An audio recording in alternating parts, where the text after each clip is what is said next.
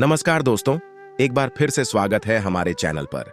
दोस्तों, अगर आप अपने लाइफ में कुछ नया सीखना चाहते हैं तो वीडियो को अंत तक जरूर देखिएगा। आज हम इस वीडियो में आपको बताएंगे करवा चौथ व्रत में कौन सी गलती नहीं करना चाहिए और करवा चौथ रखने के नियम और कुंवारी कन्याएं करवा चौथ का व्रत कैसे रखें।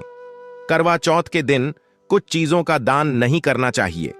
इस दिन सफेद वस्तुओं का दान करना शुभ नहीं माना जाता है, जैसे कि दूध, सफेद कपड़े, चावल और सफेद मिठाई जैसी चीजें दान नहीं करनी चाहिए। ऐसा करने से शुभ फल की प्राप्ति नहीं होती है। इस बार करवा चौथ का व्रत 1 नवंबर को रखा जाएगा।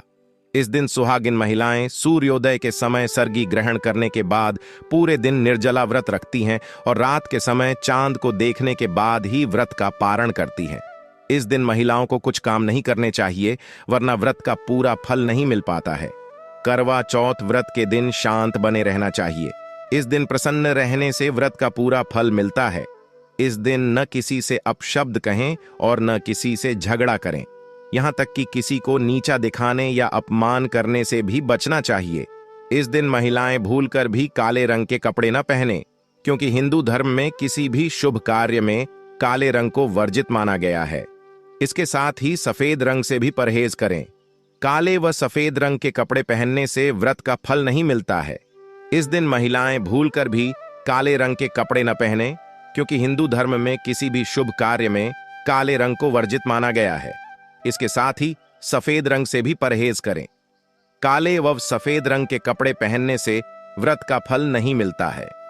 तो आइए अब भी जानें कौन सी महिलाओं को करवा चौथ का व्रत नहीं रखना चाहिए। 1. पति से दूरियां।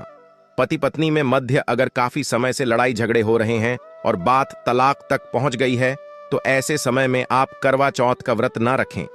लंबे समय से पति से दूरियां और आपस में नफरत पैदा होना करवा चौथ का व्रत रखने पर आपको पाप का भागीदार तो बनाती ही है, साथ ही आपके द्वारा किया गया व्रत भी खंडित हो जाता है। इसलिए पहले अपने आपसी झगड़ों और मतभेदों को सुधारें और उसके बाद फिर करवा चौथ के व्रत का पालन करें, क्योंकि करवा चौथ का पर्व नफरत का नहीं, प्रेम और सौंदर्य तथा समर्पण का पर्व है। 2. मन में गलत भावना। करवा चौथ का व्रत ऐसे जोड़े कभी ना रखें। अगर आपके मन में अपने प्रेमी का ख्याल ना आकर किसी गैर मर्द अथवा किसी गैर औरत का ख्याल आता है, तो यह आपके चरित्र के लिए अच्छा नहीं माना जाता है। असल में ऐसे लोग पाप के भागीदार हैं। आचार्य चाणक्य कहते हैं कि एक अच्छा जीवन साथी वही होता है जिसका मन इन बातों से पवित्र हो और अपने प्रेमी से ही वह प्यार करें। हमेशा इस बात का ध्यान रहे कि सच्चे प्रेमी जोड़े स्वर्ग में मिलते हैं और हमेशा हर जन्म में साथ रहते हैं, और यही विधि का विधान भी है। 3. गर्भवती महिला करवा चौथ के व्रत का पालन करना। गर्भवती महिलाओं के लिए बहुत ही मुश्किल भरा समय हो जाता है। इस समय गर्भवती महिला को काफी दिक्कतों का सामना करना पड़ता है। शास्त्रों में ऐसा बिल्कुल भी नहीं लिखा है कि कोई भी गर्भवती महिला करवा चौथ का व्रत नहीं रख सकती। लेकिन अगर आपके अंदर कमजोरी ज्यादा है या आप इस व्रत का पालन ऐसे समय में नहीं कर सकती, तो आप करवा चौथ का व्रत ना रखें, क्योंकि ऐसे समय में व्रत रखना असुरक्षित हो सकता है। इसलिए व्रत रखने से पहले डॉक्टर की सलाह जरूर लेनी चाहिए, क्योंकि आपके बच्चे को कुछ भी हो सकता है। 4.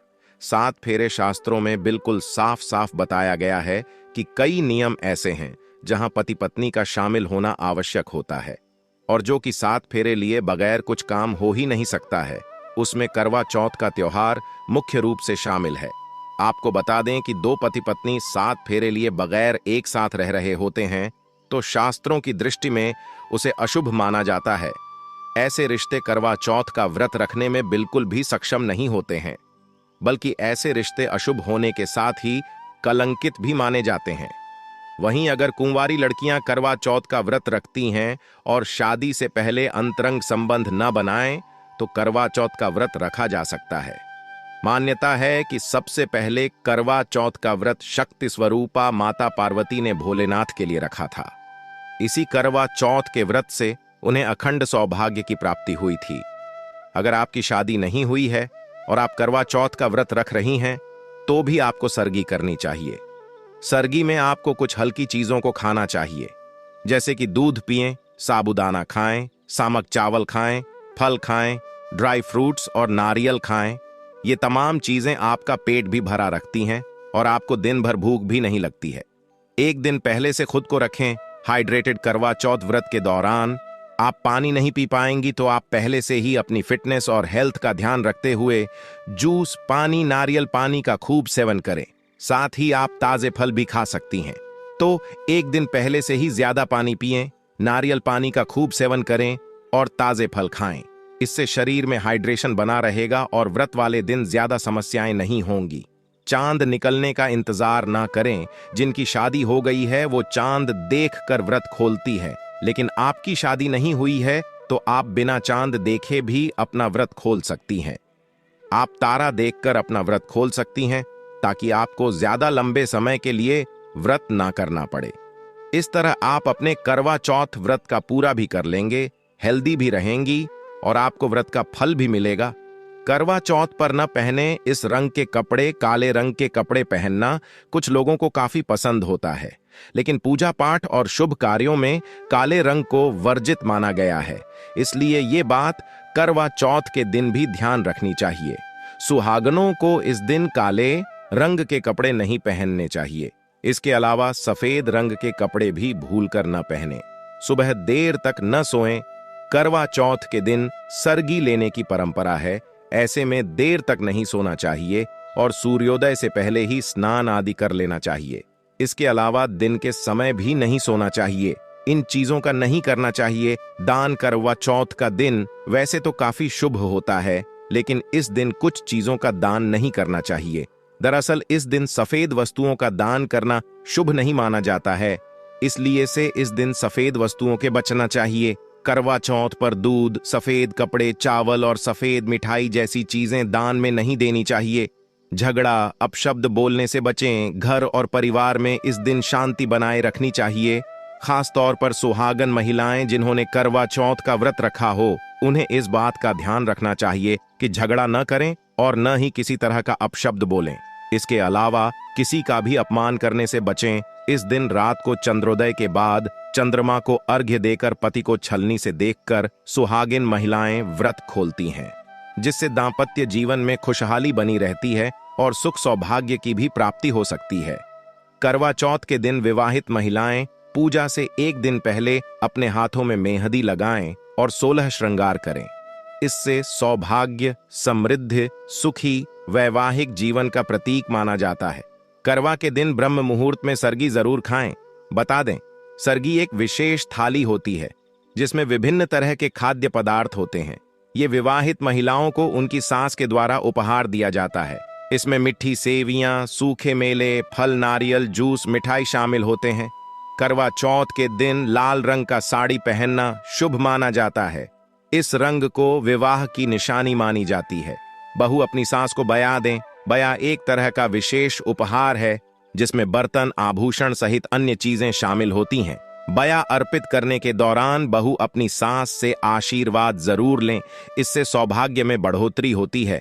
करवा चौथ के दिन पारंपरिक तरीके से पूजा करनी चाहिए और चांद को अर्घ्य देने से पहले व्रत कथा अवश्य सुने, इससे व्रत सफल मानी जाती है। आइए जानते हैं करवा चौथ व्रत कथा। बहुत समय पहले की बात है। एक साहूकार के साथ बेटे और उनकी एक बहन करवा थी। सभी सातों भाई अपनी बहन से बहुत प्यार करते थे, यहाँ तक कि वे पहले उसे खाना खिलाते और बाद में स्वयं खाते थे। एक बार उनकी बहन ससुराल से मायके आई हुई थी। शाम को भाई जब अपना व्यापार व्यवसाय बंद कर घर आए तो देखा उनकी बहन बहुत व्याकुल थी। सभी भाई खाना खाने बैठे और अपनी बहन से भी खाने का आग्रह करने लगे, लेकिन बहन ने बताया कि उसका आज करवा चौथ का निर्जल व्रत है और वह खाना सिर्फ चंद्रमा को देखकर उसे अर्घ्य देकर ही खा सकती है।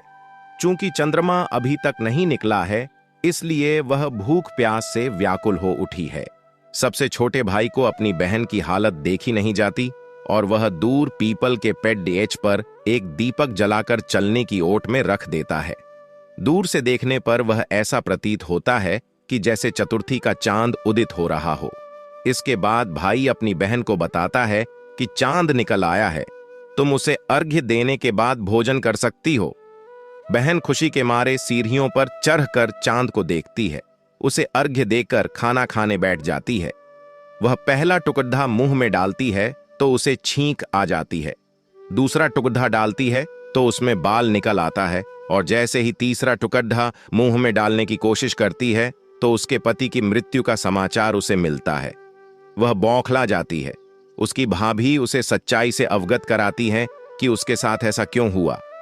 करवा चौथ का व्रत गलत तरीके से टूटने के कारण देवता उससे नाराज हो गए हैं और उन्होंने ऐसा किया है। सच्चाई जानने के बाद करवा निश्चय करती है कि वह अपने पति का अंतिम संस्कार नहीं होने देगी और अपने सतीत्व से उन्हें पुनर्जीवन दिलाकर रहेगी।